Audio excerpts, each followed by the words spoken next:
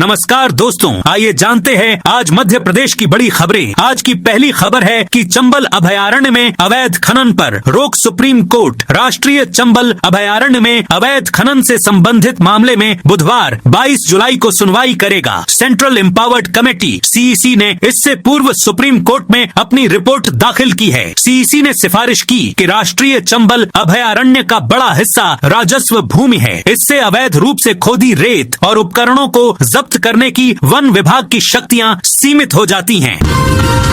NEET paper leak को लेकर इंदौर के भंवरकुआं चौराहे पर 1,500 छात्रों ने दिया धरना। नीट यूजी पेपर लीक मामले को लेकर देश भर में युवाओं का आक्रोश बढ़ रहा है। दिल्ली के जंतर मंतर पर सोमवार को हुए लाठीचार्ज का वीडियो प्रसारित होने के बाद इंदौर में भी बड़ी संख्या में छात्र छात्राएं सड़कों पर उतर आए। भंवरकुआं चौराहे पर सोमवार शाम तक 1 से 1,500 विद्यार्थी जमा हो गए। प्रदर्शनकारी सरकार के रवैये से नाराज दिखे और शिक्षा मंत्री धर्मेंद्र प्रधान के इस्तीफे की मांग को लेकर नारेबाजी करते रहे। 48 दिन से जेल में बंद रिटायर्ड जज गिरिबाला सिंह ने फिर मांगी जमानत। भोपाल में चर्चित त्विषा शर्मा मौत मामले में आरोपित रिटायर्ड जिला जज गिरिबाला सिंह ने एक बार फिर जमानत के लिए अदालत का दरवाजा खटखटाया है। सोमवार को उनकी ओर से भोपाल जिला अदालत में जमानत आवेदन दायर किया गया। इस आवेदन पर मंगलवार को प्रधान जिला एवं सत्र न्यायाधीश मनीष कुमार श्रीवास्तव की अदालत में सुनवाई होगी। गिरिबाला सिंह पिछले 48 दिनों से न्यायिक हिरासत में जेल में हैं। एमपी के स्टेट हाईवेज पर वसूला जाएगा टोल। राज्य सरकार ने सोमवार को विधानसभा में मध्य प्रदेश राजमार्ग संशोधन विधेयक 2026 प्रस्तुत किया है। इस विधेयक के तहत सरकार कतिपय सड़कों को राज्य राजमार्ग घोषित कर सकेगी। राज्य राजमार्गों के संपूर्ण या किसी भाग के उपयोग के लिए निर्धारित दरों पर शुल्क वसूल सकेगी। राज्य राजमार्ग के विकास एवं रखरखाव के लिए किसी व्यक्ति के साथ सरकार समझौता कर सकेगी। राज्य राजमार्गों के बढ़ते मेंटेनेंस शुल्क को देखते हुए सरकार ये संशोधन करने जा रही है। 45 जिलों में येलो अलर्ट, भारी बारिश की भी चेतावनी। 30 दिनों के इंतजार के बाद बारिश कब होगी, यह सवाल सभी पूछ रहे हैं। भोपाल स्थित मौसम विभाग की सोमवार को जारी ताजा रिपोर्ट की बात करें तो जल्द ही भिंड, मुरैना, अनूपपुर, बालाघाट, छतरपुर और टीकमगढ़ में भारी बारिश की चेतावनी दी गई है। जबकि प्रदेश के 45 जिलों में कहीं कहीं झंझावत और वज्रपात और झोंकेदार हवाएं चलने की चेतावनी मौसम विभाग ने दी है। मौसम विभाग ने इसके लिए येलो अलर्ट जारी किया है। सप्लीमेंट्री में फेल होने पर भी सेकेंड ईयर में मिलेगा एडमिशन। मध्य प्रदेश के आर्थिक नगर इंदौर की देवी अहिल्या विश्वविद्यालय डीएवीवी ने नई शिक्षा नीति एनआईपी के तहत यूजी प्रथम वर्ष के विद्यार्थियों को बड़ी राहत दी है। अब सितंबर में होने वाली सप्लीमेंट्री परीक्षा में भी किसी विषय में सफल न होने वाले छात्र छात्राओं का 1 साल खराब नहीं होगा। ऐसे विद्यार्थी सेकेंड ईयर में प्रवेश लेकर नियमित पढ़ाई जारी रख सकेंगे और अगले शैक्षणिक सत्र की मुख्य परीक्षा में भी शामिल हो सकेंगे। एमपी में ग्रामीणों की फ्री होगी प्रॉपर्टी की रजिस्ट्री। मध्य प्रदेश में अब स्वामित्व योजना के तहत ग्रामीण क्षेत्रों में नागरिकों की संपत्तियों के वैधानिक दस्तावेज मिलने का रास्ता साफ हो गया है। अब इस योजना के तहत सरकार द्वारा पक्षकार के रूप में निष्पादित निजी लोगों को स्वामित्व अधिकार पर रजिस्ट्री के दौरान लगने वाले सेस से छूट दे दी है। वित्त विभाग ने इस संबंध में आदेश जारी कर दिए हैं। भोपाल लखनऊ के बीच दौड़ेगी 20 कोच वाली वंदे भारत एक्सप्रेस। भोपाल और लखनऊ के बीच यात्रियों को जल्द ही वंदे भारत ट्रेन की सुविधा मिलने जा रही है। भोपाल रेल मंडल के प्रस्ताव को रेलवे की सैद्धांतिक मंजूरी मिल गई है। जल्द ही रेलवे भोपाल को वंदे भारत का रैक आवंटित किया जाएगा। मौजूदा ट्रेनों से लखनऊ की यात्रा में अभी 12 घंटे का वक्त लगता है। वंदे भारत ट्रेन से ये सफर 8 घंटे में ही पूरा हो जाएगा। खास बात ये है कि ये ट्रेन सिटिंग ही नहीं बल्कि स्लीपर वाली होगी। ऐसे में यात्री सोकर भी यात्रा कर पाएंगे। वर्तमान में चलने वाली अधिकांश वंदे भारत सिटिंग है।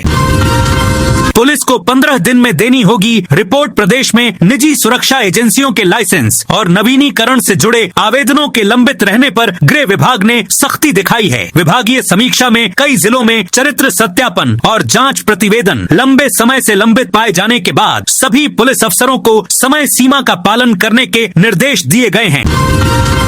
विधान विधानसभा में यूसीसी विधेयक पेश, कांग्रेस का हंगामा। मध्य प्रदेश विधानसभा के मानसून सत्र का पहला दिन सोमवार को यूसीसी यूनिफॉर्म सिविल कोड विधेयक 2026 के नाम रहा। सरकार ने सदन में विधेयक पेश किया तो कांग्रेस ने आरोप लगाया कि इसे अनुपूरक कार्यसूची में चोरी छिपे जोड़ा गया है। भाजपा ने पलटवार करते हुए कहा कि विरोध से यूसीसी रुकने वाला नहीं है।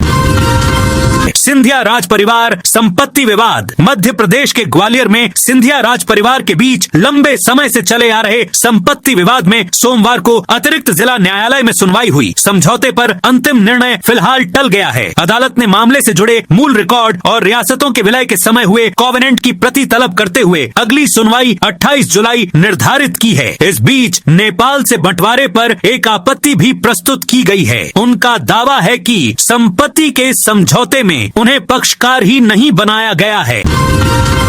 10 दिन बाद एमपी में एक्टिव हुए 2 मानसूनी सिस्टम। 10 दिनों के अंतराल के बाद मध्य प्रदेश में आखिरकार मानसून फिर से मेहरबान हुआ है। सोमवार से प्रदेश के ज्यादातर इलाकों में एक बार फिर बारिश का दौर शुरू हो गया है। इनमें मुख्य रूप से सूबे के छतरपुर, टीकमगढ़, सिवनी और दमोह जिले बारिश से जमकर भीगे, जबकि देर रात से भोपाल में झमाझम बारिश का दौर जारी है। वहीं मौसम विभाग ने प्रदेश के 29 जिलों में बारिश का अलर्ट जारी किया है।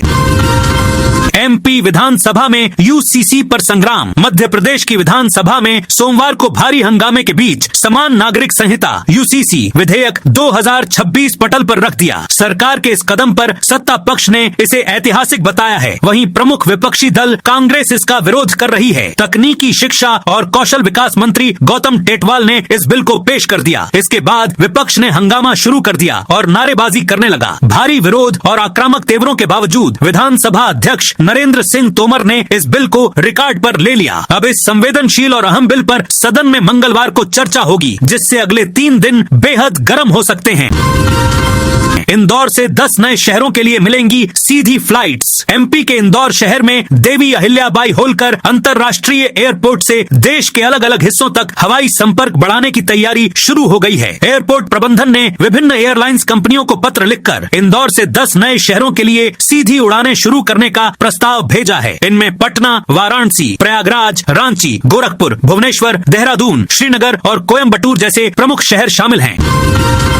21 साल बाद अगस्त से नीमच, रतलाम, शाजापुर रूट पर दौड़ेगी सरकारी ई बसें। यात्रियों को राहत। एमपी के बुरहानपुर जिले से 21 साल बाद फिर से सरकारी बसें सड़कों पर दौड़ती नजर आएंगी। मुख्यमंत्री सुगम परिवहन सेवा के पहले चरण में जिले से 3 रूट नीमच, रतलाम, शाजापुर प्रस्तावित किए गए हैं। संभावित अगस्त माह से सरकारी बसों का संचालन शुरू किया जाएगा। सभी ई बसें होने से शहर में अलग से बस टर्मिनल तैयार होगा, जहां पर बसों का चार्जिंग पॉइंट तैयार होने के साथ यात्रियों की बैठक, टिकट से लेकर अन्य सुविधाएं होगी। दरअसल राज्य परिवहन निगम बंद होने के बाद प्रदेश सहित जिले में निजी ट्रेवल्स की बसों का संचालन इंटर स्टेट और इंटरसिटी में हो रहा है। आईटी पार्क में विदेशी कंपनियों करेंगी निवेश। एमपी के जबलपुर शहर में बर्गी हिल्स आईटी पार्क में देशी विदेशी कंपनियों का निवेश लगातार बढ़ रहा है। टेक्नो पार्क ब्लॉक बी में 7 कंपनियां निवेश कर रही हैं। इनमें ऑस्ट्रेलिया और जर्मनी की कंपनियां भी शामिल है। ये कंपनियां अनुसंधान एवं विकास R&D और आर्टिफिशियल इंटेलिजेंस AI आधारित परियोजनाओं पर काम करेंगी। एक कंपनी वेब सीरीज से जुड़े कार्य भी करेगी। इन कंपनियों के माध्यम से करीब 20 से 25 करोड़ रुपए का निवेश होगा और लगभग 800 युवाओं को रोजगार मिलने की संभावना है। एमपी में बिजली की खपत बढ़ी। गर्मी के मौसम में घरों में बिजली की खपत बढ़ने का सीधा असर मध्य प्रदेश के उपभोक्ताओं की जेब पर पड़ा है। जनवरी की तुलना में मार्च से जून के बीच बड़ी संख्या में बिजली उपभोक्ता 100 और 150 यूनिट की सब्सिडी सीमा से बाहर हो गए हैं। इसके चलते उन्हें निर्धारित टैरिफ के अनुसार बिजली बिल का भुगतान करना पड़ रहा है। कई उपभोक्ताओं का मासिक बिल जो पहले 100 से 150 रुपए तक ही आता था, वो अब बढ़कर 500 से 2000 रुपए तक पहुंच गया है।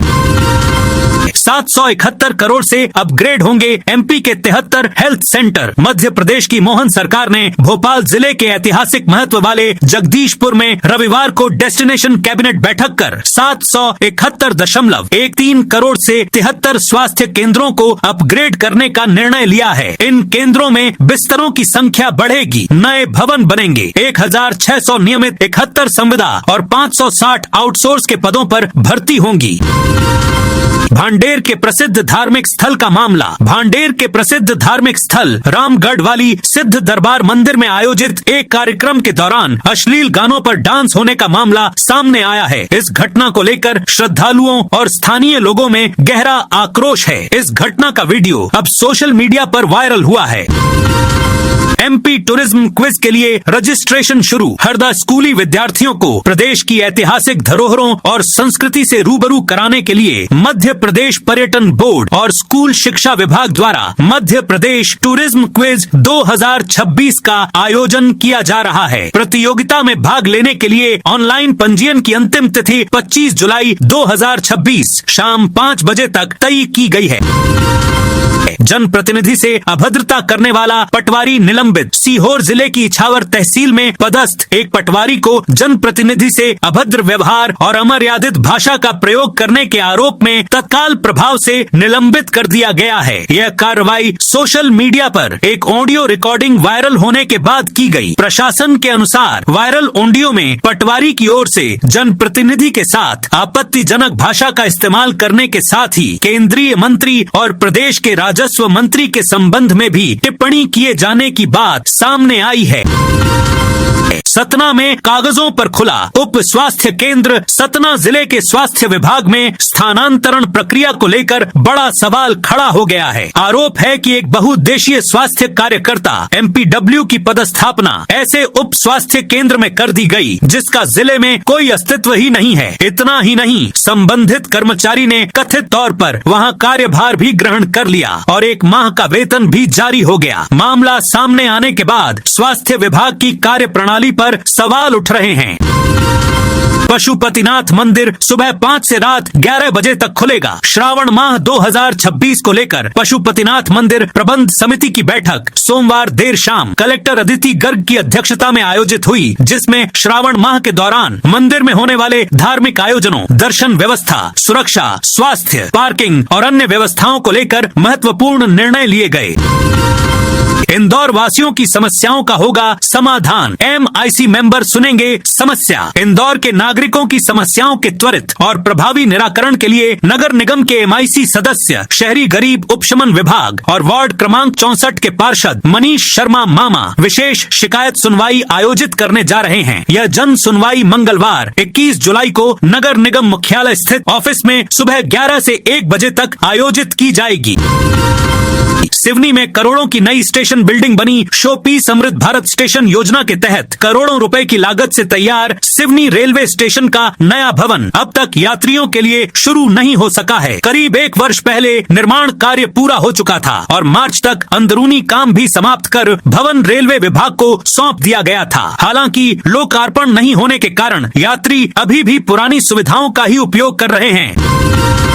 बिना सीमांकन खदानों का कब्जा देने पर हाई कोर्ट की फटकार। ग्वालियर के बिलौआ क्षेत्र में अवैध खनन मामले में हाई कोर्ट की डबल बेंच ने सुनवाई के दौरान खनिज विभाग की कार्यप्रणाली पर कड़ी नाराजगी जताई है। कोर्ट ने कहा कि बिना सीमांकन डीमार्केशन के खदानों का कब्जा सौंप दिया गया, जिससे अब अधिकारी खुद ये बताने की स्थिति में नहीं है कि किस लीज धारक की खदान कहां से शुरू होती है और कहां खत्म। गुमशुदगी मामले की जांच से ASP सुजावल जग्गा हटाए गए। गुमशुदा युवती और एक युवक की तलाश के मामले में पुलिस की जांच पर नाराजगी जताते हुए मध्य प्रदेश हाई कोर्ट की ग्वालियर खंडपीठ ने सोमवार को बड़ा आदेश दिया है। कोर्ट ने जांच कर रहे SIT प्रमुख और अतिरिक्त पुलिस अधीक्षक ASP सुजावल जग्गा को तत्काल प्रभाव से जांच से हटा दिया है। अब इस मामले की जांच ग्वालियर के वरिष्ठ पुलिस अधीक्षक SSP खुद करेंगे और उसकी व्यक्तिगत निगरानी भी करेंगे। भिंड के निकायों में एल्डरमैन की घोषणा। भिंड जिले की नगर पालिका और नगर परिषदों में एल्डरमैन मनोनीत पार्षद की लंबे समय से प्रतीक्षित सूची सोमवार को जारी कर दी गई। नगरीय विकास एवं आवास विभाग ने जिले की 3 नगर पालिकाओं और 8 नगर परिषदों में कुल 53 वरिष्ठ कार्यकर्ताओं एवं सामाजिक प्रतिनिधियों को एल्डरमैन मनोनीत किया है। ये सदस्य परिषद की बैठकों में शामिल होकर नगर विकास, जनहित के मुद्दों और योजनाओं के बेहतर क्रियान्वयन में अपनी सहभागिता निभाएंगे।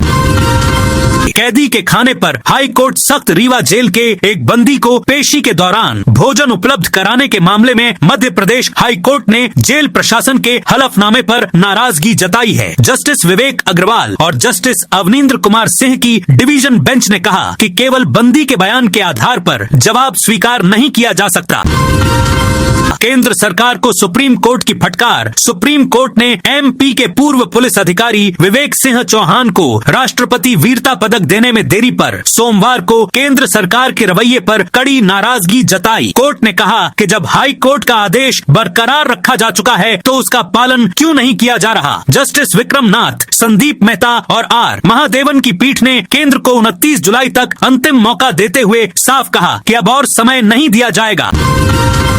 एमपी पीएसएससी के आवेदन 24 जुलाई से भरे जाएंगे। एमपी लोक सेवा आयोग एमपी पीएसएससी की राज्य वन सेवा मुख्य परीक्षा 2026 के आवेदन की प्रक्रिया 24 जुलाई से शुरू होने जा रही है। पात्र उम्मीदवार 23 अगस्त तक ऑनलाइन आवेदन कर सकेंगे। परीक्षा 27 सितंबर को कराई जाएगी। गौरतलब है कि इस परीक्षा का प्रारंभिक रिजल्ट करीब 2 महीने पहले घोषित किया जा चुका है। प्री में क्वालिफाई होने वाले छात्र अब मुख्य परीक्षा में शामिल होंगे। इस बार कुल 30 पदों के लिए ये भर्ती परीक्षा आयोजित की जा रही है।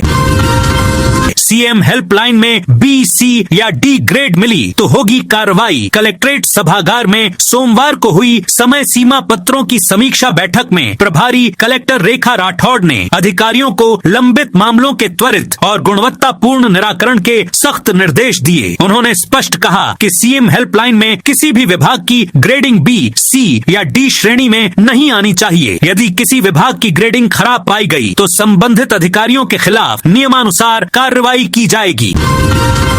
मध्य प्रदेश पर्यटन क्विज के लिए पंजीयन 25 तक। मध्य प्रदेश पर्यटन क्विज प्रतियोगिता 2026 के लिए ऑनलाइन पंजीयन 25 जुलाई तक किए जाएंगे। स्पर्धा 7 अगस्त को होगी। इसमें जिले के शासकीय एवं अशासकीय विद्यालयों की कक्षा 9वीं से 12वीं तक के विद्यार्थियों की 3 सदस्यीय टीमें भाग लेंगी।